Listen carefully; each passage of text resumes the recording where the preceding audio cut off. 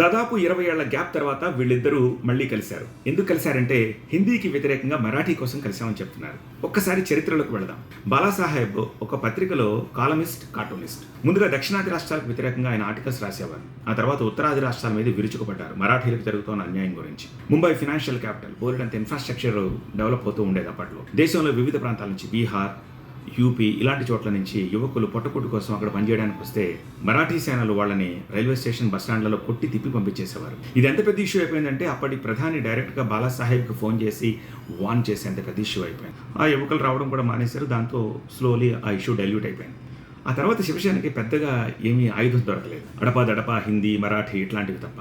అయితే 90స్లో ఎల్కే అద్వానీ చేసిన రథయాత్ర, బాబ్రీ మసీదు విధ్వంసము, రామ జన్మభూమి నినాదము, దీంతో హిందుత్వవాదాన్ని గట్టిగా తీసుకుంది. అంతకు ముందు కూడా ఉంది, కానీ అక్కడి నుంచి ఇంటెన్సిఫై చేసింది. శివాజీ మహారాజ్ని ఓన్ చేసుకుంది. దాంతో లోకల్ ఎయిడ్స్ కూడా శివసేన ఒక ఆప్షనల్గా కనిపించింది ఎన్సీపీ కాంగ్రెస్కి. భావసారూప్యంగా బీజేపీ తోటి జట్టు కట్టింది. అక్కడ దాకా బాగుంది. తర్వాత పార్టీలో పొరపచ్చాలు వచ్చాయి. పార్టీ పగ్గాల్ని వారసత్వం కాబట్టి ఆబ్వియస్గా ఉద్ధవ్ ఠాక్రేకి ఇచ్చారు, బాల్ ఠాక్రే. ఎందుకంటే ఉద్ధవ్ ఠాక్రే అండ్ రాజ్ ఠాక్రే సొంత అన్నదమ్ములు కాదు, చాలామందికి తెలియదు ఈ విషయం. ఉద్ధవ్ ఠాక్రే బాల్ ఠాక్రే కొడుకు, కానీ రాజ్ ఠాక్రే బాల్ ఠాక్రే తమ్ముడు కొడుకు. సో అన్నదమ్ముల బిడ్డలు వీళ్ళిద్దరూ కూడా. ఆబ్వియస్లీ వారసత్వం ఉంటుంది కాబట్టి ఉద్ధవ్ ఠాక్రేకే పార్టీ పగ్గాలు చెప్పారు బాలాసాహెబ్. అయితే అది నచ్చని రాజ్ ఠాక్రే పార్టీ నుంచి బయటకు వచ్చేసారు. ఎంఎన్ఎస్ అనే కొత్త పార్టీ పెట్టారు, మహారాష్ట్ర నవనిర్మాణ సేన. 2 ఎన్నికల్లో పోటీ చేశారు, ఏ మాత్రం ప్రభావం చూపించలేదు, నథింగ్. కానీ ఉద్ధవ్ ఠాక్రే బీజేపీతో పొత్తు పెట్టుకున్నారు కాబట్టి బీజేపీతో కలిసి ఎన్నికల్లో పోటీ చేస్తే బంపర్ మెజారిటీ కొట్టారు, అధికారాన్ని షేర్ చేసుకున్నారు. రెండోసారి మళ్ళీ గెలిచారు. ఈసారి సీఎం చైర్లో నేను కూర్చుంటాను అన్నారు. కానీ 50 సీట్లు గెలిచిన ఉద్ధవ్ ఠాక్రే శివసేన పార్టీ, 100 సీట్లు గెలిచిన బీజేపీ, ఎవరు కూర్చోవాలి సీఎం సీట్లో?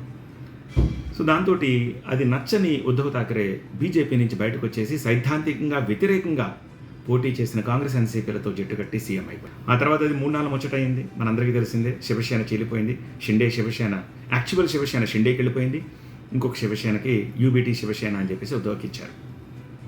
ఇప్పుడు అన్నదమ్ములిద్దరూ ఎందుకు జతకట్టారన్నదే పాయింట్. ఎందుకంటే తొందరలోనే బృహన్ ముంబై ఎన్నికలు జరగబోతున్నాయి. ఈ బృహన్ ముంబై ఎన్నికలు ఎంత ప్రతిష్టాత్మకమైనవి అంటే చాలా రాష్ట్రాల బడ్జెట్ కంటే బృహన్ ముంబై బడ్జెట్ చాలా ఎక్కువ. ఎందుకంటే ముంబై శివసేన ఓన్ బ్యాస్టన్, వాళ్ళ హాట్ ల్యాండ్. అది పోగొట్టుకోకూడదని చెప్పేసి ఇప్పుడు వీళ్ళిద్దరూ జతకట్టారు. అయితే వీళ్ళని అక్కడి లోకలైట్స్ యాక్సెప్ట్ చేస్తారా? రాజకీయాలు ఎలా మారబోతున్నాయి? మీ కమెంట్ రాయండి.